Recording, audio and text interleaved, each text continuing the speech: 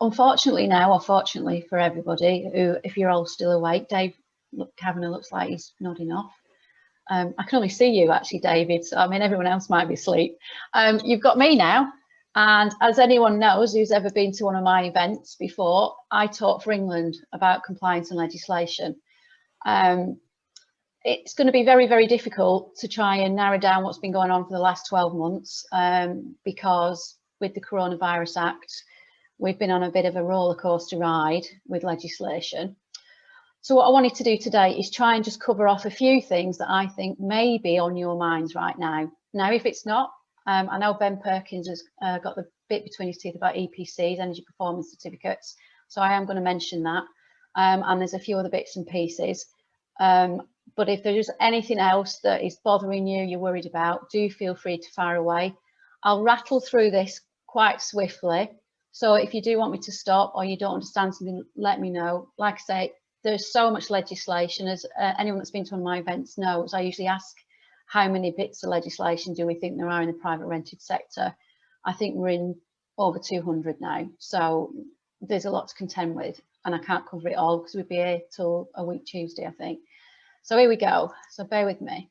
So one of the things I want to start off with is the reason why we do what we do and why we are more than happy to speak to anyone that isn't a client is for the following reasons.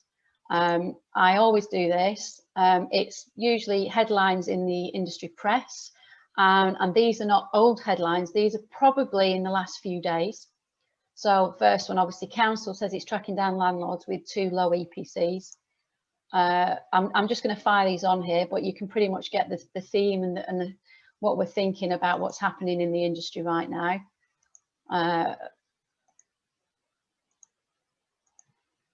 As you can see, councils now, because they can keep the money, are gunning for landlords in one way or another. So, you know, the purpose of these events is to try and obviously just go through things that maybe you may not be aware of. I'm hoping that most of you probably are, but if you're not, you know, the £740,000 confiscation there, I mean, that's absolutely outrageous. I mean, we've had prison sentences and all sorts in the last 12 months. So I just wanted to illustrate that. So one of the things I want to talk about, which is relevant to what I've just touched on, is serving documents. Now, I've mentioned this in the past when I've talked about the Deregulation Act and prescribed information.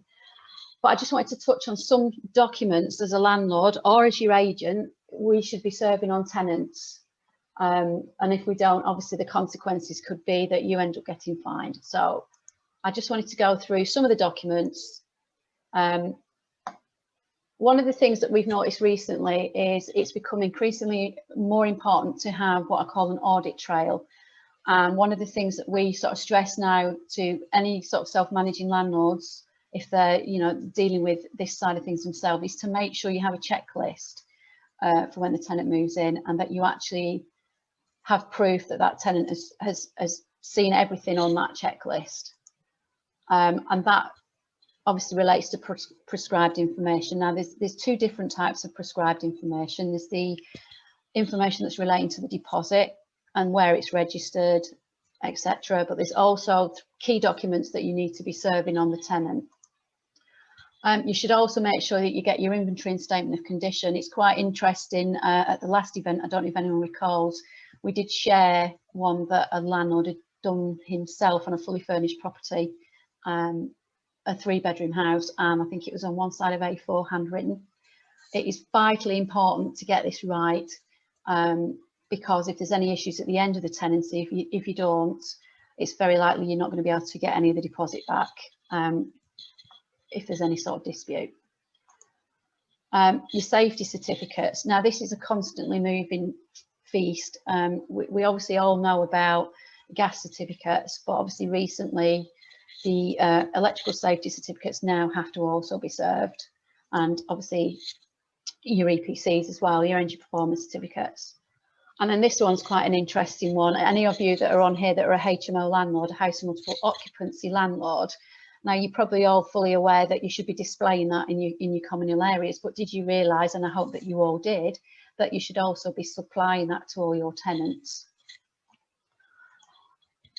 This list obviously is not exhaustive, but it's obviously the key pieces of information that you should be serving on your tenants prior to them moving into a property.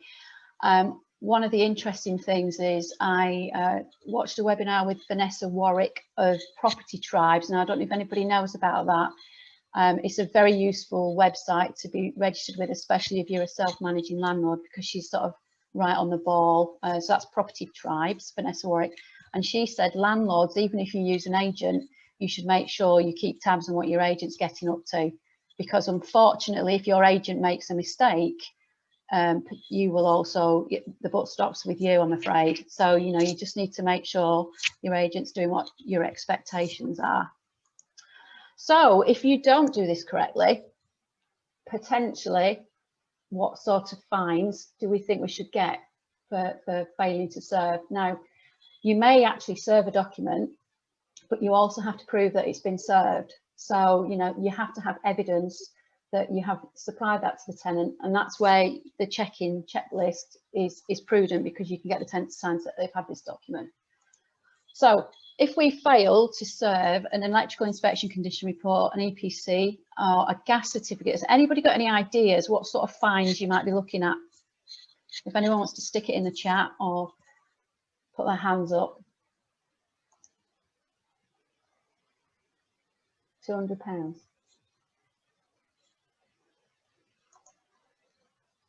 Oh, hang on, there's another one. Who's that? Let's have a little look. 10k. Not far off, Sam. So, per offence, you're looking at £14,000. So if you forgot to do all three of those, my maths is terrible. I'm not even going to try and entertain adding it up. Maybe I should ask one of the finance people. You would also invalidate your Section 21 notice. So obviously that's not good. And as I've said, as you can see from the previous slide, the councils are going in for landlords at the moment.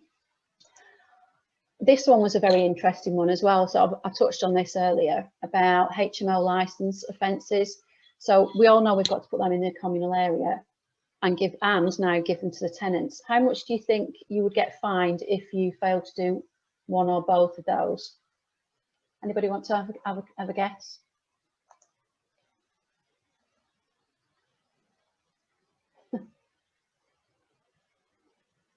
Anybody else? So I'll put you out of your misery then.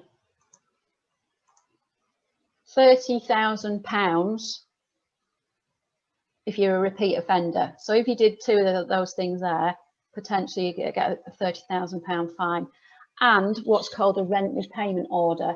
Now, I did touch on this at the last event, which is basically where your tenant can claim back up to 12 months rent.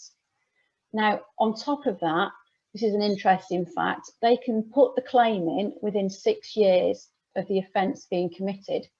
So you may have had a wonderful relationship with said tenant, but then they may get in touch with one of these ambulance chasing solicitors that realises 3 years down the track you didn't do something you should have done, and potentially that, obviously, if you think about that, that's quite a lot of money if you add it all up. So I just wanted to cheer you all up on a Thursday evening. So the next thing I want to talk about is notices and claims for possession. As we all know, this has been changing regularly over the recent months. Now, I'm not going to go into too much detail, but what I'm trying to illustrate from doing this, I suppose, is how complex this issue is now. So I'm just going to touch on Housing Act only notices. And there are obviously the two types. There's the Section 21 and the Section 8. And what I really want to do with this is just get you thinking about, as landlords, you know, whether you're fully aware of the implications and where we are with this situation right now. So does anybody want to hazard a guess? I think Fraser gave this away, actually. What the notice periods are at the moment. If we say for the Section 21. Yeah. And would anyone want to hazard a guess about the Section 8?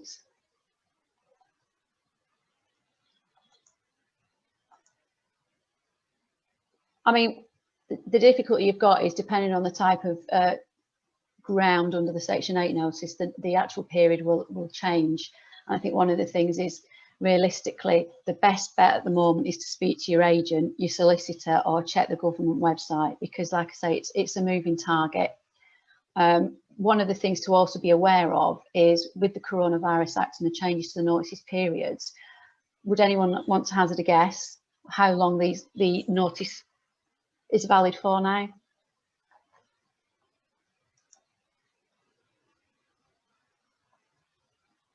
It's actually 10 months.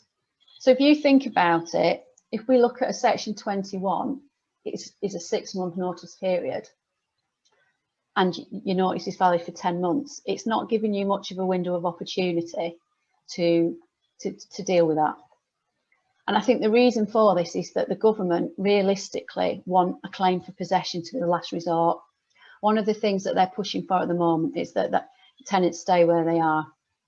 And I think, like I say, what I've tried to illustrate just from this little sort of snippet in time is that this is an extremely complicated process now. And if Mike Stratton's still here, I'm sure he will probably back me up on that it's not as straightforward as you think. There are a lot of stages in the process now that weren't there 12 months ago. And just so you know, I think Fraser's already touched on this, these notices and evictions are staying as they are until the 31st of May. However, as we all know, the Coronavirus Act came in, I think, on the 26th of March 2020, and that is tomorrow, a year on from tomorrow. So this could all change. I could explain all this to you now, and then by this time tomorrow, it could be all a bit different again. So if it does change in May, June time, I don't think we'll go back to the 2 months. I think there's going to be a staggered process there, because realistically, I don't think that would be very fair on anybody. So I just want to quickly run through the time scale of if you did have to go for possession now. It's just to get you thinking about how long this potentially could take if you did feel that you had to do this. So initially what will happen now is if your notice has expired, you cannot go straight for possession. What you have to go for now is what's called a review meeting, and you will be given a date from the courts. Following that, you would then get a possession hearing. And if you've got a possession order, which is ultimately the judge's decision, because they could suggest that you went for mediation instead. Following that, they would issue an order which would be anything between 14 and 42 days notice for the tenant to be aware that that order expires by the end of that day. You would then have to instruct bailiffs. So, you know, put your finger in the wind and guess how long that potentially could take you to get from A to B. It's horrendous. And so I think, you know, the key thing we've said throughout this whole of this pandemic has been that communication is key with your tenants. And the first indication you have that there's a problem is the point that you should be trying to deal with it. And if you're with an agent, that's what they should be doing for you as well. I mean, like I say, it's a very complex issue. So if anybody does have any questions about that, or you have any specific issues, feel free to get in touch to talk to us about it. Or Mike Stratton, who's hiding somewhere in the stream of people that are on here tonight. So just want to quickly touch on a few legal nuggets, and then if anybody does have any specific questions about anything that's on their minds, please do fire away. Now, one of the things I just want to draw to everybody's attention is the electrical installation condition report deadline is the 1st of April. What that effectively means is all rented properties should have a 5-year electrical report by that date. Clock's ticking. And one of the biggest concerns we have at the moment is the shortage of electricians to carry out this work. So if you haven't had yours done, or you haven't seen a copy of yours, I'd be chasing that up now, because, you know, like I say, time's ticking. The council at the moment are not enforcing, but that doesn't mean they won't. Again, potentially, if you go back to the fines, you know, you could end up in stuck. And it won't matter if it's your agent that's made the mistake, it will ultimately be the landlord that will pay. Obviously, long story, you might end up having to then claim against the agent, but initially, it's going to be you that gets that in the neck. A couple of things I just want to touch on before I get to the EPCs, because I know Ben Perkins really jumping up and down about it, is going back to what we were saying about fines and properties not being up to a certain condition. One of the things that as an ALA member, and obviously the National Residential Landlords Association and the Letting Industry Council are pushing for at the moment, and it's something that ideally would be lovely if you lobbied your local MP about, is what's called a unique property reference number. Now what this is it goes hand in hand with the property MOT. And what it is it's a specific number that will tie all your documentation together in one central website. So what it means is a tenant, an agent or a landlord can log onto this website and find every piece of information that they need to prove that you're compliant as a landlord. And we've been pushing for this because we feel if we get this in place, all this legislation will stop because it won't be necessary. So anybody that wants contact details of the local MP and would like to lobby them about that, get in touch. A property MOT is exactly what it says.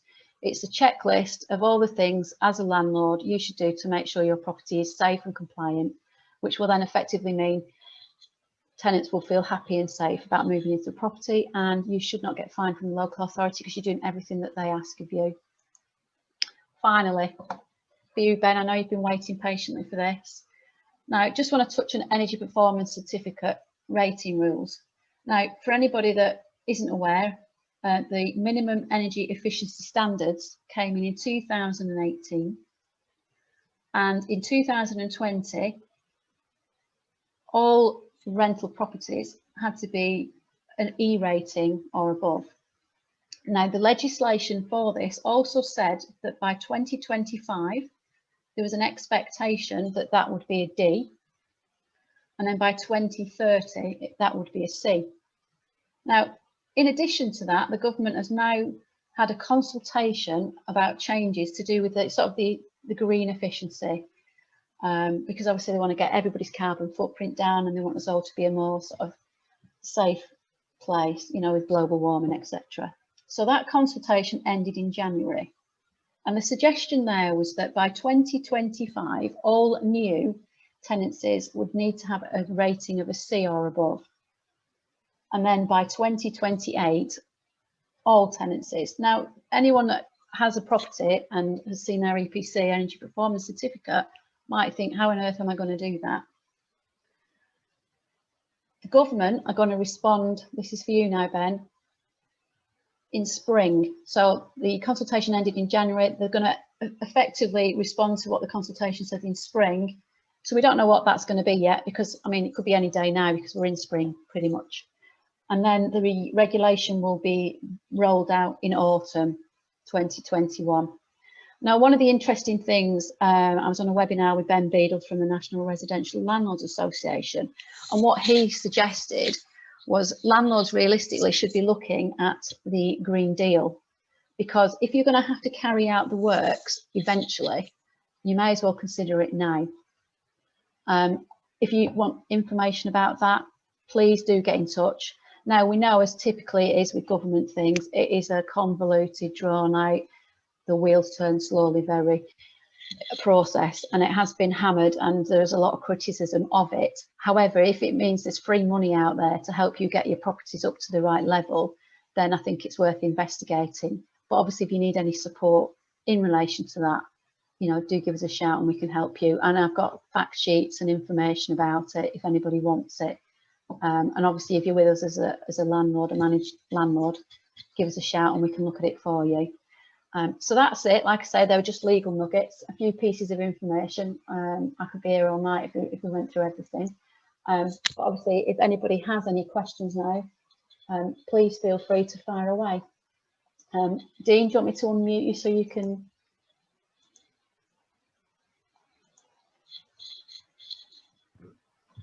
Yeah, thanks. Through the chat, there's, so obviously you've answered Ben's question. And there was a couple of questions earlier on just for Dan, which was related to the mortgages. So one was actually from Mike Stratton, just whether you've seen any results in terms of the government help with the 95% mortgage that was backed by them. So I don't know, Dan, if you've got any response to that, and if there's been any results in terms of that you've seen.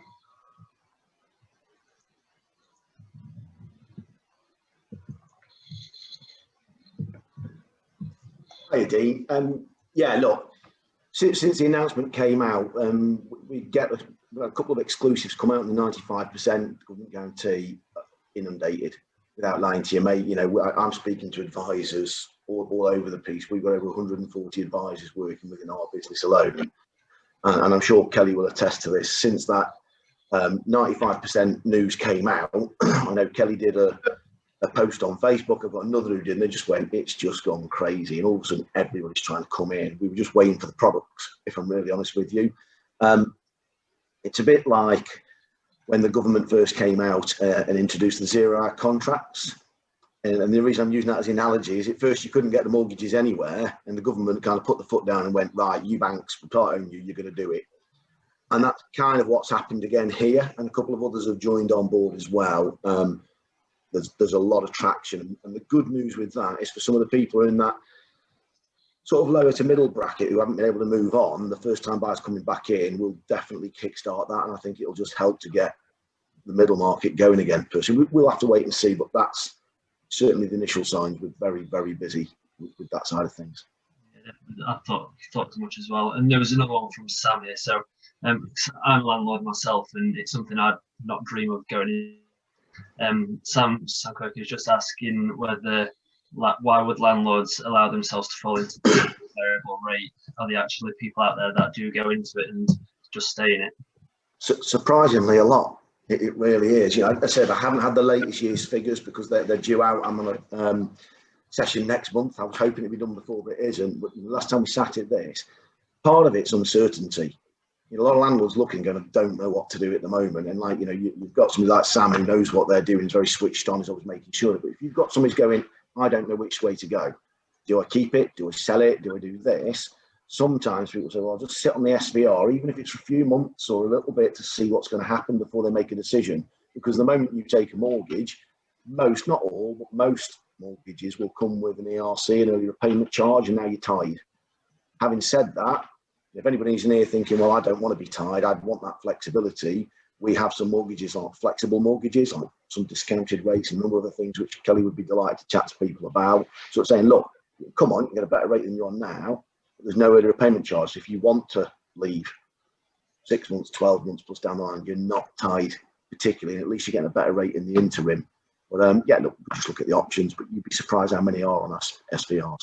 So if that's everything, then all I would like to do is to thank everyone for coming this evening. I know you haven't had to travel far, but we do appreciate it in these weird times. I mean, if we had the choice, we would be at Bedford Heights doing this, because we do love doing our events, and you know, you get the energy in the room a lot better. Not like there's no energy tonight, but it is great. So if everyone's okay with it, we shall say thank you very much, and say our goodbyes, and see you all soon, hopefully.